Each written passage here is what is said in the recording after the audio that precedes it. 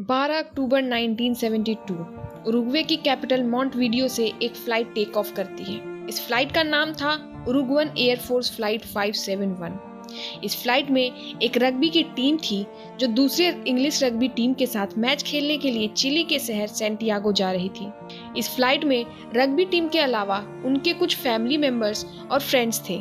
Flight में total 40 passengers और 5 crew members शामिल थे। जब ये फ्लाइट टेक ऑफ करती है सब कुछ बिल्कुल नॉर्मल था, लेकिन कुछ ही पल में कुछ ऐसा होता है कि इनकी ये फ्लाइट की जर्नी एक दर्दनाक हादसा बन जाती है। ये सिर्फ एक प्लेन क्रैश की कहानी नहीं है, बल्कि ये कहानी है विल पावर की, जिंदा रहने की कोशिशों की और उन दर्दनाक फैसलों की जो शायद हम में से कभी भी कोई नहीं लेना चाहेगा।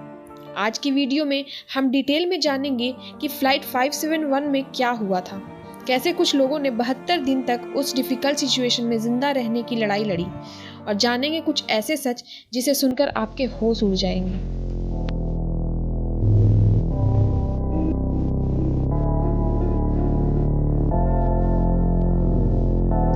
12 अक्टूबर को फ्लाइट कैरास्को इंटरनेशनल एयरपोर्ट से डिपार्ट करती है, लेकिन एंडेस की माउंटेन्स में तूफान आने के कारण उन्हें फ्लाइट अर्जेंटीना के शहर मेंडोजा में ही लैंड करानी पड़ती है और वो रात उन्हें वहीं गुजारनी पड़ती है। अगले दिन 13 अक्टूबर की दोपहर 2:18 पर मौसम थोड़ा साफ होता है। उसके बाद फ्लाइट अर्जेंटीना से उड़ान भरती है। फ्लाइट को एंडेस माउंटेन को क्रॉस करके चिली पहुंचना था। Andes mountain range south America के वेस्टर्न एज पे लोकेटेड है और हिमालयाज के बाद सेकेंड हाईएस्ट माउंटेन रेंज एंडेसी है। इसकी हाइट अप्रॉक्स 8,900 किलोमीटर है। चारों तरफ से बर्फ से घिरे होने के कारण ये पहाड़ियाँ काफी खूबसूरत दिखती हैं, लेकिन हमारी कहानी में यही खूबसूरत पहाड़ इस हादसे का सबसे बड़ा कारण बनते हैं। फ्लाइट के कैप्टन थे कर्नल जूलियो फेराडेस और इनके साथ को पायलट थे कर्नल डांटे हेक्टर लेगुरारा। कैप्टन फेराडे एक एक्सपीरियंस्ड पायलट थे और उन्होंने लगभग 29 बार पहले भी एंडेस की पहाड़ियों में फ्लाइट उड़ाई थी। इस फ्लाइट में वो अपने को पायलट हेक्टर को ट्रेनिंग दे रहे थे, जिनके पास सारा कंट्रोल था। 3:21 पे जो प्लेन है वो पहुंचता है प्लेंचन पास। यहाँ तक फ्लाइट को पहुंचने में कोई दिक्कत नहीं आती है। प्लेन के को पायलट लेगुरारा सैंटियागो के एयर ट्रैफिक कंट्रोल को बोलते हैं कि वो 11 मिनट बाद कुरिको लैंड करेंगे, लेकिन सिर्फ 3 मिनट बाद ही 3:24 पे लेगुरारा फिर से एटीसी को कांटेक्ट करते हैं और बोलते हैं हम कुरिको पहुंच गए हैं और लैंड कराने की परमिशन मांगते हैं।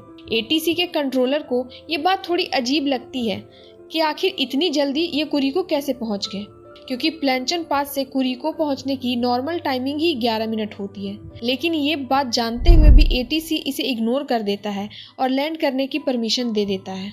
जैसे ही फ्लाइट नीचे की ओर डिसेंड करती है, फ्लाइट में टर्बुलेंस आ जाती है। पहली बार में तो रग्बी प्लेयर्स इस टर्बुलेंस का मजाक उड़ाते हैं, लेकिन थोड़ी देर बाद ही वो नोटिस करते हैं कि फ्लाइट जो है वो एबनॉर्मल तरीके से उड़ रही है। साथ ही साथ वो पहाड़ के बहुत करीब भी है। फ्लाइट अभी भी एंडेस की पहाड़ियों में ही थी, लेकिन खराब नेविगेशन और वेदर की वजह से को पायलट से मिस्टेक हो जाती है और कैप्टन भी इस चीज़ को पकड़ नहीं पाते। फ्लाइट में मौजूद 45 लोगों की जान खतरे में आ जाती है। जैसे ही को पायलट और पायलट को अपनी गलती रियलाइज होती है, वो तुरंत ही अपनी पूरी कोशिश करते हैं फ्लाइट को मैक्सिमम एल्टीट्यूड तक ले जाने की, लेकिन अब तक बहुत देर हो चुकी होती है।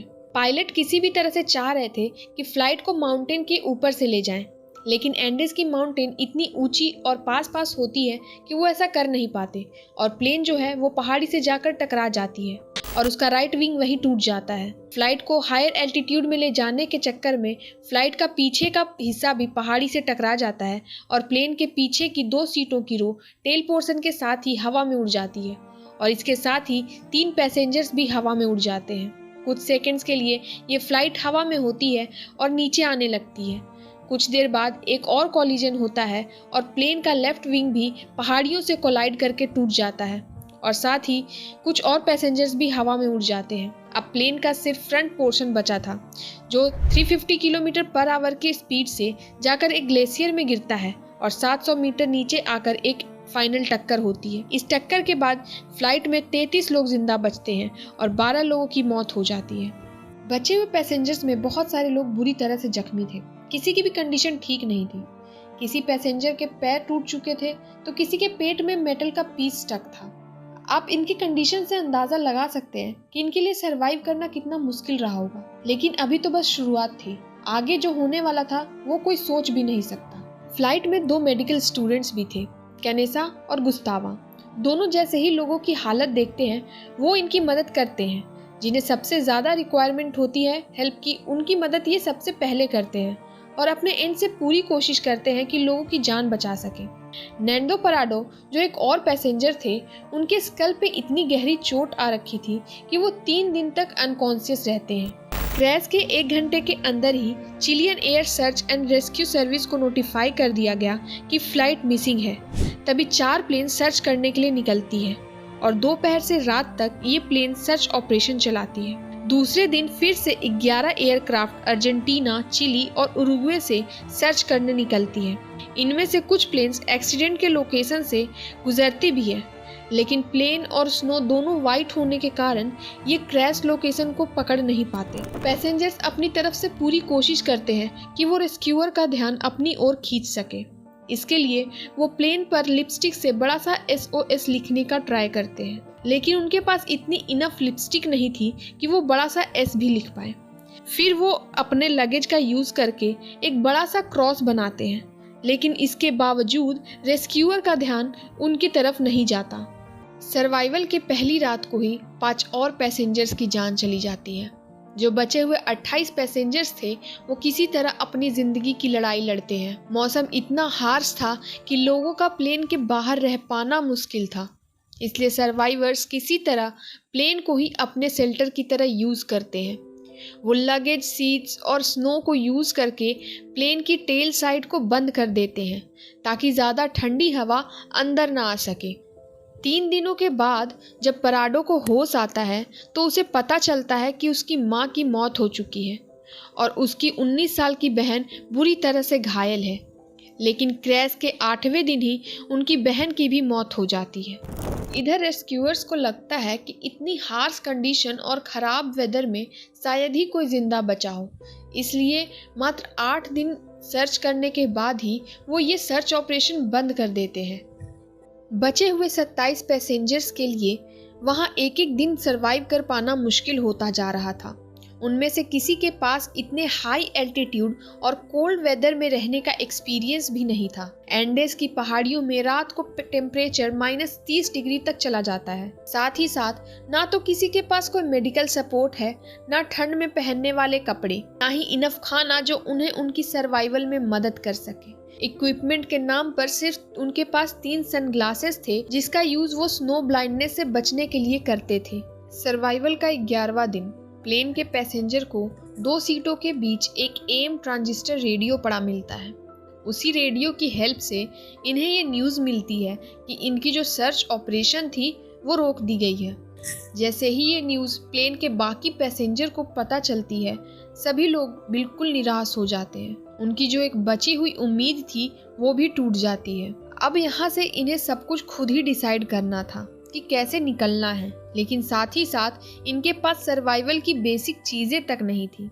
उनके पास बहुत थोड़ा सा राशन था जिसमें 8 चॉकलेट बार्स, जैम की 3 छोटी बॉटल्स, एक बादाम का डब्बा, कुछ खजूर, कुछ कैंडीज और कुछ वाइन्स की बॉटल्स थी। इन सभी चीज़ों को वो एक जगह कलेक्ट कर लेते हैं, लेकिन ये पूरा खाना सिर्फ 1 वीक तक ही चल पाता है। पराडो सिर्फ एक बादाम से कवर्ड चॉकलेट को 3 दिनों तक खाते हैं। क्रैश्ड लोकेशन पे दूर दूर तक कोई नेचुरल वेजिटेशन नहीं था जहाँ से वो कुछ खा सके, ना ही कोई जानवर। जैसे ही खाना खत्म हुआ, लोग एक एक करके बीमार होने लगे। भूख से बचने के लिए वो सीड्स में भरे हुए कॉटन, बेल्ट और जूतों की लेदर तक खाने लगे, लेकिन इसकी जगह उल्टा वो और बीमार हो गए। कंडीशन इतनी खराब होने लगी कि भूख की वजह से कुछ लोगों की जान तक चली गई। तब कुछ सर्वाइवर्स एक सजेशन देते हैं, लेकिन वो सजेशन किसी के लिए भी एक्सेप्ट कर पाना काफी मुश्किल था। वो सजेशन था कि क्यों ना जो डेड बॉडीज हैं उनके मीट को खाया जाए, क्योंकि उनके पास कोई दूसरा ऑप्शन नहीं था और सर्च ऑपरेशन भी बंद हो चुके थे। अब उन्हें ये भी नहीं पता था कि उन्हें और कितने दिन यहाँ रहना पड़ेगा। ये डिसीजन लेना बिल्कुल भी आसान नहीं था, क्योंकि जितने भी लोग मारे गए थे वो उनके फ्रेंड्स, फैमिली या क्लासमेट्स थे। कैनेसा सबसे पहले ये डेड बॉडी की मीट खाने का ट्राई करते हैं। कुछ लोग कैनेसा को देखकर मान जाते हैं, पर बाकी लोग अभी भी नहीं मानते। जब 2-3 दिन तक कोई भी होप नजर नहीं आती, तब किसी तरह उन्हें भी ये डिसीजन लेना पड़ता है।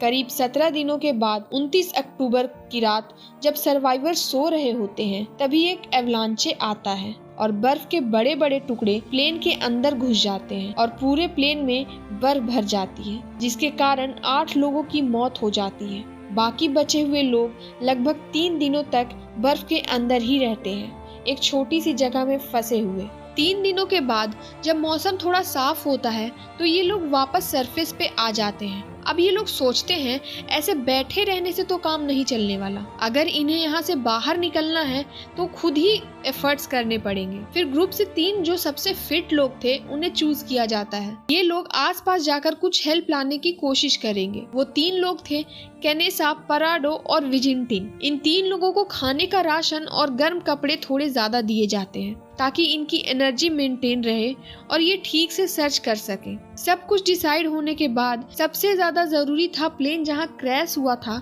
उस लोकेशन का पता लगाना। कुछ लोगों ने प्लेन क्रैश होने से पहले को पायलट को रिपीट पे ये बोलते हुए सुना था कि वो कुरिको शहर को पास कर चुके हैं।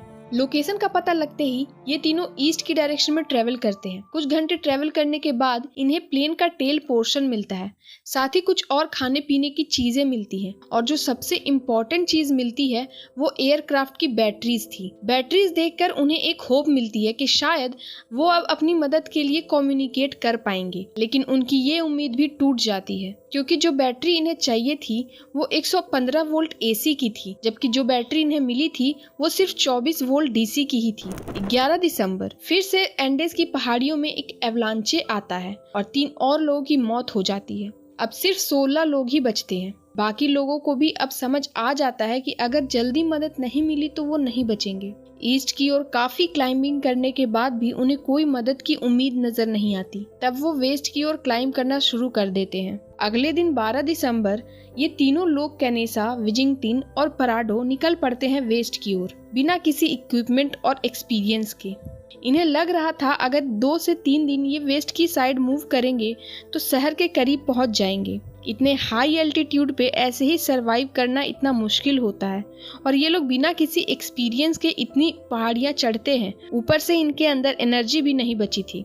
बावजूद इसके ये लोग लगातार क्लाइंबिंग करते हैं।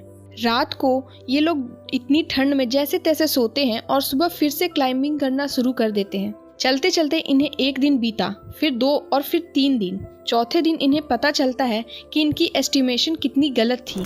आगे इन्हें पता चला कि रास्ता तो खत्म ही नहीं हो रहा और ये तीनों फिर से अपनी हिम्मत खोने लगते हैं। खाने की कमी के कारण विजिंटिन डिसाइड करते हैं कि वो क्रैश साइट पर वापस चले जाएंगे। कैनेसा और पराडो हार नहीं मानते, वो पहाड़ी चढ़ते रहते हैं और 3 घंटे बाद ये पहाड़ी की पीक पर पहुंचते हैं और आसपास देखते हैं कि सिर्फ बर्फ से ढकी पहाड़ियां ही हैं। तभी पराडो को दूर एक पहाड़ी की चोटी दिखती है जहां बर्फ नहीं थी। ये डिसाइड करते हैं कि उसी डायरेक्शन में आगे बढ़ते जाएंगे। फाइनली कई दिनों तक चलते रहने के बाद इन्हें एक वैली मिलती है जहां इन्हें एक नदी दिखाई देती है और नदी के साथ ही उन्हें एक होप भी नजर आती है कि शायद अब ये बच सकते हैं। ये नदी की ही डायरेक्शन में डाउनहिल चलते रहते हैं। करीब 9 दिनों की ट्रैकिंग के बाद 20 दिसंबर को नदी के दूसरे किनारे पर एक घोड़े पे बैठे 3 लोग दिखाई देते हैं। पराडो उनकी तरफ देखकर चिल्लाता है लेकिन कोई सुनता नहीं। लकीली उनमें से एक आदमी इन दोनों को देख लेता है और इन्हें चिल्लाकर कहता है, मैं कल आऊंगा। अगले दिन ये आदमी एक पेपर और पेंसिल लेकर आता है और उसे एक पत्थर में लपेटकर कैनेसा और पराडो की तरफ फेंकता है। इस पेपर के थ्रू पराडो को पहली बार अपनी बात दुनिया के सामने रखने का मौका मिलता है और अपनी सारी बात उस पेपर पर लिखकर उस आदमी को देकर मदद मांगता है। ये जो आदमी था वो चिली देश का एक किसान था। वो इस नोट को पढ़ने के बाद अपने दोस्तों के साथ डिस्कस करता है और उन्हें याद आता है कि हाँ, कुछ 2 महीने पहले एक प्लेन क्रैश हुआ था, लेकिन उन्हें यकीन नहीं होता कि 2 महीने प्लेन क्रैश होने के बाद भी ये लोग जिंदा कैसे हैं। फिर ये लोग ये खबर वहाँ के आर्मी कमांड को बताते हैं जो ये न्यूज़ सैंटियागो के आर्मी हेडक्वार्टर्स को देता है। फाइनली करीब 2 महीनों के बाद इन सभी 16 लोगों की जान बचाई जाती है और इसका सबसे बड़ा क्रेडिट कैनेसा और पराडो को जाता है, जिन्होंने लास्ट मोमेंट तक अपनी उम्मीद नहीं छोड़ी।